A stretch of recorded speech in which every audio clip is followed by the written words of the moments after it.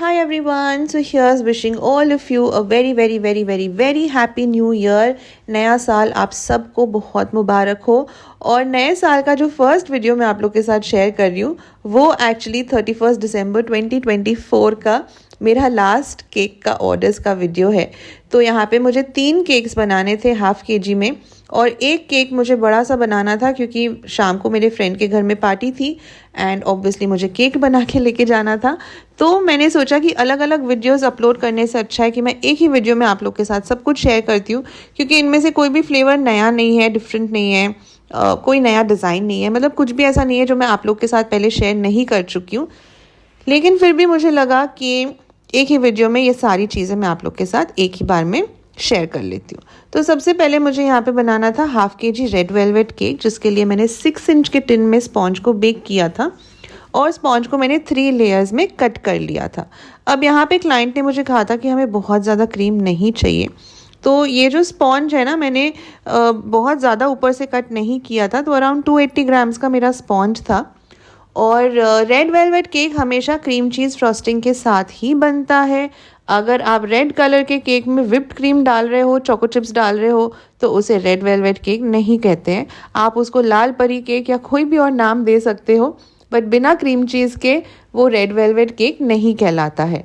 Also यहाँ पे जो मार्केट में हमारा चीज़ स्प्रेड वगैरह मिलता है ना, वो आप यूज़ नहीं कर सकते हो बिकॉज़ वो सॉल्टी होता है। हमें सिर्फ और सिर्फ क्रीम चीज़ यूज़ करना है। अब यहाँ पे मैंने डिलेक्टा का लिया है, आप चाहो तो मार्केट से ले आओ या फिर घर में भी आप क्रीम चीज़ बना के उसे यूज़ कर सकते हो। तो यहाँ पे मैंने लिया है अराउंड 100 ग्राम्स क्रीम चीज़, उसमें मैंने 2 टेबलस्पून पाउडर्ड शुगर डाल के उसे अच्छे से बीट कर लिया है। क्रीम चीज़ आपका रूम टेम्परेचर पे होना चाहिए ताकि वो थोड़ा सा सॉफ्ट रहे। उसमें मैंने डाला है थोड़ा सा vanilla essence and 100 grams whip किया हुआ क्रीम। सारी चीज़ों को मैंने अच्छे से मिक्स कर लिया था एंड इसी से मुझे फिलिंग एंड फ्रॉस्टिंग दोनों करना था। तो मैंने 8 इंचेस का यहाँ पे बोर्ड लिया है एंड स्पॉन्ज का जो फर्स्ट लेयर है उसको बहुत ही लाइट शुगर सिरप से मैंने सोक किया है, और फिर जो हमारा क्रीम चीज़ का फिलिंग है वो मैंने लेयरिंग में डाला है, और उसके बाद उसी क्रीम चीज़ के मिक्सचर से मैंने केक को क्रम कोट भी करके उसे फ्रिज में रख दिया था सेट होने के लिए। अब यहाँ पे मैंने बहुत लोगों को कहते हुए सुना है कि हमारे क्लाइंट्स को क्रीम चीज़ का टेस्ट पसंद नहीं है, तो वो क्या करते हैं, रेड कलर का स्पॉन्ज बनाते हैं, मतलब रेड वेलवेट के लिए जो स्पॉन्ज बनाते हैं वैसा स्पॉन्ज बनाते हैं, और अंदर लेयरिंग में वो whipped cream and choco chips डालते हैं एंड उसे वो रेड वेलवेट केक कहते हैं। तो मेरा सिंपल सा रिक्वेस्ट है कि भाई अगर आप इस तरह से केक बना रहे हो तो उसे कम से कम रेड वेलवेट केक मत कहो, उसे कोई भी और नाम दे दो, बट बिना क्रीम चीज़ के वो रेड वेलवेट केक नहीं कहलाता है। ठीक है, please don't spread wrong information, that is my only request. So यहाँ पे इस केक को मैंने क्रम कोट करके फ्रिज में रखने के बाद उसके बाद मैंने ज़्यादा नहीं 10-15 मिनट ही रखा होगा क्योंकि छोटू सा ही केक था एंड विंटर में सब कुछ जल्दी जल्दी सेट हो जाता है, तो इतनी देर तक उसे फ्रिज में रखने की ज़रूरत नहीं पड़ती है।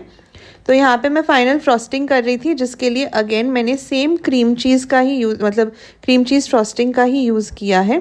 तो क्रीम को अच्छे से पहले केक के ऊपर स्प्रेड करके मैंने पैलेट नाइफ एंड स्क्रैपर की मदद से इसे स्मूथ कर लिया है। अब यहाँ पे लोगों को दिक्कत क्या आती है, सब कहते हैं कि हमारा क्रीम चीज़ फ्रॉस्टिंग ना बहुत सॉफ्ट रहता है। यस, वो सॉफ्ट होता है, लेकिन जैसे ही आप केक को रखोगे फ्रिज में सेट होने के लिए वो बहुत अच्छे से सेट हो जाता है। आप क्रीम चीज़ को कभी फ्रिज से बाहर निकाल के देखो, वो थोड़ा सा हार्ड रहता है, लेकिन रूम टेम्परेचर पे आते ही वो काफ़ी सॉफ्ट हो जाता है। तो इसमें घबराने की कोई बात नहीं है। अगर आपका फ्रॉस्टिंग सॉफ्ट भी है तो कोई दिक्कत नहीं है, आप आराम से उस केक के ऊपर काम कर सकते हो। तो यहाँ पे देखिए मैंने फाइनल फिनिशिंग इसको देके ऊपर थोड़ा सा मैंने स्वर्ल पैटर्न बना लिया था और फिर मैंने इसको रख दिया फ्रिज में। नेक्स्ट मुझे बनाना था एक हाफ केजी का चॉकलेट ट्रफल केक, जिसके लिए अगेन मैंने 6 इंचेस के टिन में स्पॉन्ज को बेक किया था। 8 इंचेस का मैंने बोर्ड लिया था और यहाँ पे मैंने स्पॉन्ज को सिर्फ 2 ही लेयर्स में कट किया था क्योंकि बाहर से भी मुझे इसे ट्रफल से ही कवर करना था। तो ये जो मेरी क्लाइंट है ना, ये जब भी मुझसे ट्रफल केक लेती है उन्हें चाहिए होता है कि अंदर एंड बाहर पूरा ही ट्रफल हो, उन्हें व्हिप्ड क्रीम नहीं पसंद है। तो यहाँ पे इसीलिए मैंने 2 ही लेयर्स में स्पॉन्ज को कट किया था, वरना गनाश केक को अगर आप 3 लेयर्स में कट करके बाहर से भी उसे गनाश से ही फ्रॉस्टिंग करोगे और फिर कुछ आप डेकोरेशन करोगे तो आपका केक जो है वो डेफिनेटली 750-800 ग्राम्स तक चला जाएगा। तो इस तरह से वेट मैनेजमेंट करने के लिए मैंने स्पॉन्ज को 2 लेयर्स में कट किया, उसको चॉकलेट सिरप से सोक किया, फिर मैंने अंदर अच्छी खासी गनाश की लेयरिंग लगाई, उसके ऊपर दूसरा स्पॉन्ज रख दिया एंड फिर मैंने गनाश से ही पूरे केक को अच्छे से कवर कर लिया था। अब यहाँ पे मुझे डेकोरेशन के लिए ना थोड़ा सा कुछ अलग बनाना था, क्योंकि ये केक न्यू ईयर्स पार्टी के लिए था। तो मैंने क्या किया, थोड़े से व्हिप्ड क्रीम में मैंने गनाश मिक्स किया चॉकलेट मूस बनाने के लिए एंड यहाँ पे जो हमारा शेल नोज़ल आता है ना, उसी से मैंने थोड़ा बहुत इस तरह से पैटर्न बना लिया केक के टॉप में। और उसके बाद कुछ मेरे पास ऐसे चॉकलेट डेकोरेशंस मैंने बना के रखे थे, उनको बीच में से मैंने हाफ तोड़ लिया, मतलब छोटे छोटे चाहिए थे मुझे डेकोरेशंस, और उनको मैंने केक के ऊपर लगा दिया और ये हमारा चॉकलेट ट्रफल केक जो है ये बन के रेडी हो गया था। इसके बाद जो हमारा रेड वेलवेट केक है वो मुझे फिनिश करना था, क्योंकि वो एक बर्थडे के लिए था। तो यहाँ पे मैंने न्यूट्रल जेल लिया है, न्यूट्रल जेल में थोड़ा सा पानी मिला लिया है मैंने, क्योंकि इससे मुझे ड्रिप्स बनाने थे। और ये मेरा होममेड न्यूट्रल जेल नहीं है, मैं मार्केट से ही लेके आती हूँ न्यूट्रल जेल, क्योंकि बहुत रेयरली मैं यूज़ करती हूँ न्यूट्रल जेल को। सो न्यूट्रल जेल में मैंने रेड जेल कलर मिक्स कर लिया है, जिससे बहुत ही ब्राइट रेड कलर आता है, और उसको मैंने पाइपिंग बैग में भर के सबसे पहले मैंने केक के ऊपर ड्रिप्स बनाए एंड जो बचा हुआ न्यूट्रल जेल था उसको पूरा केक के ऊपर डाल के पैलेट नाइफ की मदद से बिल्कुल हल्के हाथों से मैंने जेल को स्प्रेड कर लिया। सो ये जो केक है ना, इसका थीम कुछ ऐसा था कि जिनका बर्थडे है वो बेसिकली 30 इयर्स के होने वाले थे, तो उसकी सिस्टर को था कि इस टाइप का उसे केक गिफ्ट करना है अपने भाई को। तो बेसिकली इस तरह का केक ना मतलब इंडिया के बाहर काफ़ी फेमस होता है। जो उनका वो RIP बोर्ड वगैरह रहता है ना, वो उसी के प्रिंट आउट्स मुझे लगाने थे केक के ऊपर, और क्लाइंट ने कहा था कि नॉन एडिबल प्रिंट भी चलेगा। तो इस तरह से ग्लॉसी पेपर के ऊपर प्रिंट आउट लेके मैंने ये तीनों प्रिंट्स लगा दिए थे केक के ऊपर, और टूथपिक की मदद से वो अच्छे से केक के ऊपर स्टैंड भी कर जाते हैं। तो ये हमारा रेड वेलवेट केक जो है ये हो गया है कंप्लीट। सो थर्ड केक हमारा था फ्रेश फ्रूट केक, और जिन्होंने ट्रफल केक का ऑर्डर दिया था उन्होंने इसी केक का भी ऑर्डर दिया था। तो न्यू ईयर सेलिब्रेशन के लिए उन्हें 2 अलग अलग फ्लेवर के केक्स चाहिए थे हाफ kg में। अब यहाँ पे गलती मैंने क्या की, मैंने स्पॉन्ज को 3 लेयर्स में कट कर दिया। मैं जब भी फ्रेश फ्रूट केक बनाती हूँ मैं हमेशा उसे 2 ही लेयर्स में कट करती हूँ, वरना आपका जो केक का वेट है ना वो 100% ज़्यादा हो जाएगा, मतलब 700, 800, 850 ग्राम तक वो चला जाता है। और यहाँ पे मेरे साथ यही हुआ, इस केक का वेट 700 ग्राम हो गया था। अब होता क्या है ना कि हमारा हाथ वैसे ही चलता है ना, हम स्पॉन्ज को हमेशा 3 लेयर्स में कट कर देते हैं, और मैं इतने सारे केक्स बना रही थी, पता नहीं मेरे दिमाग से बिल्कुल निकल गया और मैंने इसको 3 लेयर्स में कट कर दिया। तो फिर मैंने सोचा कि चलो कोई नहीं, एक तो मेरी रेगुलर क्लाइंट है एंड दूसरा साल का आखिरी दिन है, तो मैंने खुद को माफ़ किया और कहा कि कोई बात नहीं, हो जाता है, नेक्स्ट टाइम से हम ध्यान रखेंगे, लेट्स कंटिन्यू।